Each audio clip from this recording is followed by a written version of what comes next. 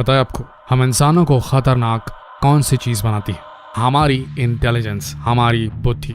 सोचिए, अगर हम कोई ऐसा एप्लीकेशन बनाएं, कोई ऐसा सॉफ्टवेयर बनाएं जिसमें उसकी खुद की इंटेलिजेंस हो, खुद की बुद्धि हो, जो बिल्कुल इंसानों की तरह एक्सपीरियंस से सीख सके, जो इंसानों की तरह प्रॉब्लम्स को सॉल्व कर सके, जो इंसानों की तरह ही प्लान कर सके, तो क्या होगा? क्या ऐसी कृत्रिम बुद्धि वाली, आर्टिफिशियल इंटेलिजेंस वाली मशीन हम इंसानों से ज्यादा खतरनाक नहीं हो जाएगी? जी हाँ, हम बात कर रहे हैं आर्टिफिशियल इंटेलिजेंस की, एक ऐसे कृत्रिम दिमाग की जो रियल वर्ल्ड में नहीं पर वर्चुअल वर्ल्ड में कंप्यूटर के अंदर रहेगा। एक ऐसा वर्चुअल बीइंग जिसमें जान नहीं होगी, लेकिन जो इंसानों की तरह सोच सकेगा। सोचिए, जिसके अंदर जान ही नहीं, भला उसे मारा जा सकता है क्या? उसे तो बस एक हार्ड डिस्क से दूसरी हार्ड डिस्क में ट्रांसफर किया जा सकता है, पर उसे खत्म नहीं किया जा सकता जब तक इंसान खुद न चाहे। लेकिन इंसान कदम बढ़ा चुका है।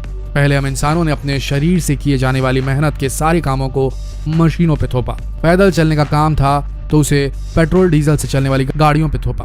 कैलकुलेट करना मुश्किल था तो उसे कैलकुलेटर्स और फिर कंप्यूटर्स पे थोपा। और अब सोचना और क्रिएट करना टफ लगने लगा तो अब वो काम भी, सोचने का और एग्जीक्यूट करने का काम भी हम मशीनों पर ही थोप रहे हैं, आर्टिफिशियल इंटेलिजेंस को डेवलप करके। हाल ही में एक बड़ी घटना हुई देश में। बिना धोखा खाए नए इन्वेस्टर्स सीख ही नहीं पाते और स्टॉक मार्केट में पैसा लगाकर कमाने की जगह पैसा डुबा देते हैं। स्टॉक ट्रेडिंग के लिए जरूरत होती है प्रोफेशनल हेल्प की, और इस फील्ड में मोतीलाल ओसवाल से बेहतर कोई भी नहीं। 30 सालों का बेहतरीन परफॉर्मेंस, 10 लाख से ऊपर satisfied customers, 0 account maintenance charges, stock trading से related exclusive educational videos, EDUMO, readymade mutual fund portfolios, daily, weekly और monthly in depth stock market reports, US market में इन्वेस्ट करने की सुविधा, और इसके साथ ही पर्सनल स्टॉक एडवाइजर की facility. Motilal Oswal investor app इस्तेमाल करना न सिर्फ बेहद आसान है, बल्कि इसके साथ ही आपको मिलेंगे 3000 रुपए तक के डिस्काउंट कूपन और 1000 रुपए तक का ब्रोकरेज ऑन कैशबैक। आपको बस जरूरत होगी पैन कार्ड, आधार कार्ड और बैंक प्रूफ की, और साथ ही एक डीमैट अकाउंट खोलने की। लेकिन इसके लिए आपको करना बस ये है कि इस वीडियो के नीचे दिए डिस्क्रिप्शन में जो लिंक है उसे क्लिक कीजिए, अपना नाम, फोन नंबर, सिटी डालिए और आपका डीमैट अकाउंट तुरंत बन जाएगा ऑनलाइन। तो जुड़िए मोतीलाल ओसवाल से एक सुनहरी स्टॉक ट्रेडिंग जर्नी के लिए। धन्यवाद। प्रधानमंत्री मोदी जी ने आर्टिफिशियल इंटेलिजेंस को बढ़ावा देते हुए कहा कि कृषि और अगली पीढ़ी की शहरी इंफ्रास्ट्रक्चर का निर्माण करने और आपदा प्रबंधन प्रणालियों को मजबूत करने में AI, आर्टिफिशियल इंटेलिजेंस की बड़ी भूमिका होगी भारत में। हाल ही में राइज 2020 सम्मेलन का आयोजन किया गया था, जिसमें मोदी जी ने अपने भाषण में आगे कहा कि भारत को वह आर्टिफिशियल इंटेलिजेंस का सेंटर पॉइंट बनाना चाहते हैं, और इसके लिए भारत के सभी गांवों को ऑप्टिकल फाइबर नेटवर्क से जोड़ने का काम किया जा रहा है। कुल मिलाकर देखा जाए तो मोदी जी और अंबानी जी आर्टिफिशियल इंटेलिजेंस की मदद से पूरे भारत का डिजिटलीकरण करना चाहते हैं और हर गांव, हर शहर को वो इंटरनेट की मदद से जोड़ना चाहते हैं। लेकिन सोच कर देखिए, जो आर्टिफिशियल इंटेलिजेंस आज के समय में हमें अच्छा दिख रहा है, इंसानों के लिए चमत्कार से धोता दिखाई दे रहा है, अपनी ऑलरेडी लेजी लाइफस्टाइल को और ज्यादा लेजी आलस्य से भरा बनाने का मौका हमें मिल रहा है। क्या आर्टिफिशियल इंटेलिजेंस वाकई में इतना अच्छा है? और अगर खतरनाक है तो कितना खतरनाक हो सकता है? अगर बेकाबू हो गया तो भारत में आर्टिफिशियल इंटेलिजेंस कितनी तबाही मचा सकता है? आपको बता दें कि आर्टिफिशियल इंटेलिजेंस दो धारी तलवार है। एक तरफ इसका फायदा भी हो सकता है और दूसरी तरफ इसका नुकसान भी, और उस पर मोदी जी और अंबानी जी की जोड़ी क्या कहर ढाएगी ये कहना कम से कम आज की तारीख में तो मुश्किल है। लेकिन मोदी जी ने संकेत दे दिए। क्या आपने कभी ऐसे समय की कल्पना की है जहां पर हर काम मशीनों के द्वारा किया जाए? सोचकर देखिए, हर काम जो भी आप सोच सकते हैं, सभी कामों को मशीनों के द्वारा किया जाएगा। क्या वाकई में ऐसा हो सकता है? सुनने में ये किसी हॉलीवुड मूवी का सीन लगता है, लेकिन आपको बता दें कि ऐसा मुमकिन होने जा रहा है। जी हाँ, हम बात कर रहे हैं आर्टिफिशियल इंटेलिजेंस की। ये वो शब्द है जो आपने कभी न कभी जरूर सुना और सोचा होगा। दोस्तों, आर्टिफिशियल इंटेलिजेंस वह चीज है जहां इंसानों की जगह मशीनों को काम में लगाया जाएगा। असल में आर्टिफिशियल इंटेलिजेंस की मदद से मशीनों को इतना इंटेलिजेंट बना दिया जाता है कि मशीनें खुद ही अपनी सूझबूझ से सभी कामों को निपटा लेती हैं।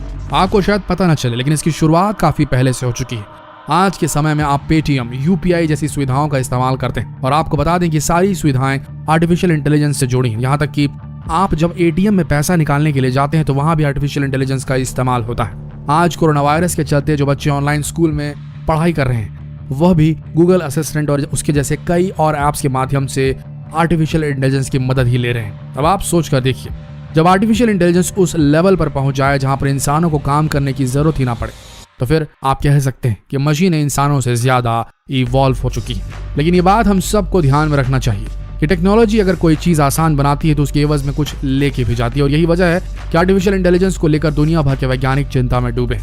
गूगल के हेड सुंदर पिचाई ने अपने एक संबोधन में कहा था, आर्टिफिशियल इंटेलिजेंस को लेकर सावधानी बरतना बहुत जरूरी है। सोचने वाली बात यह कि आखिर सुंदर पिचाई जैसा व्यक्ति इस चीज को लेकर इतना टेंस क्यों है, इतना चिंतित क्यों?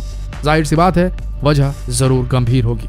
आपको बता दें कि आर्टिफिशियल इंटेलिजेंस को लेकर पूरे विश्व में चिंता जताई जा रही है। इतना ही नहीं, कई देशों में इस तकनीक को लेकर रोक लगाने पर कई तरह के उपाय खोजे जा रहे हैं, क्योंकि कई लोग इसका गलत फायदा भी उठा सकते हैं। कई लोग इस तकनीक का इस्तेमाल करके जासूसी जैसे कामों को अंजाम दे भी रहे हैं, और जासूसी के इस काम में सबसे आगे चल रहा है चीन। और यही वजह है कि भारत में और कई देशों में चीन के मोबाइल्स को और उनके ऐप्स को बैन किया जा रहा है, क्योंकि ये सभी ऐप्स आर्टिफिशियल इंटेलिजेंस का इस्तेमाल करके यूजर का सारा डेटा चुरा लेते हैं और उससे आर्टिफिशियल इंटेलिजेंस की मदद से टारगेट की प्रोफाइलिंग करते थे। आर्टिफिशियल इंटेलिजेंस इतना शार्प है कि सही डेटा फीड होने पर मिलने पर वो किसी के भी अगले मूव को, उसकी पसंद नापसंद को जज कर सकता है और सटीक प्रेडिक्शंस कर सकता है।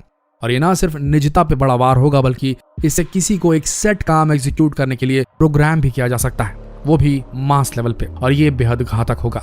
सबसे बड़ी बात, आर्टिफिशियल इंटेलिजेंस का सबसे गलत इस्तेमाल आतंकी संगठनों के अलावा खुद पॉलिटिशियंस कर सकते हैं, ब्यूरोक्रेट्स कर सकते हैं। कुल मिलाकर इससे पावर का सेंट्रलाइजेशन बड़ी आसानी से किया जा सकता है, जिसका मतलब है डेमोक्रेसी को बाय बाय और डिक्टेटरशिप को सलाम नमस्ते। ये तो बात हो गई कि किस तरह आर्टिफिशियल इंटेलिजेंस का इस्तेमाल खुद इंसान को दबाने के लिए कर सकता है। पर सोच के देखिए, अगर इस मशीनी दिमाग आर्टिफिशियल इंटेलिजेंस ने इंसानों को ही टारगेट करना शुरू कर दिया तो क्या होगा?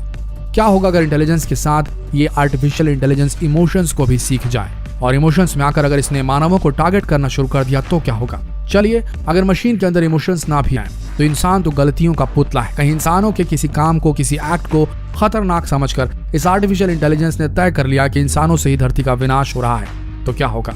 आप खुद सोच के देखिए।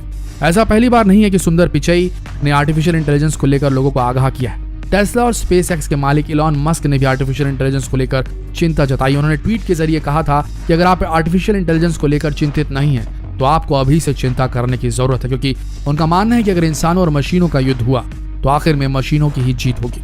इसी तरह ब्लैक होल और बिग बैंग थ्योरी को कुछ हद तक समझा देने वाले भौतिक वैज्ञानिक, वर्ल्ड फेमस वैज्ञानिक स्टीफन हॉकिंस ने भी अपने जीवन काल में कहा था कि आर्टिफिशियल इंटेलिजेंस को लेकर चिंतित होना मनुष्यों के लिए जरूरी है। उनका कहना था कि अगर मशीनें इंसानों से ज्यादा ताकतवर निकली तो इंसानी सभ्यता इस पृथ्वी से पूरी तरीके से गायब हो जाएगी। अब आप ही बताइए, क्या भारत को आर्टिफिशियल इंटेलिजेंस का सेंटर बनाना चाहिए, या भारत को आर्टिफिशियल इंटेलिजेंस पर शोध कर इसे कंट्रोल कर पाने की क्षमता डेवलप करने पर जोर देना चाहिए? ये दो ऑप्शंस हैं आपके पास, क्या चुनेंगे आप? कमेंट सेक्शन में हमें जरूर बताइए, और ये सवाल दूसरों से पूछने के लिए इस वीडियो को शेयर करना ना भूलें।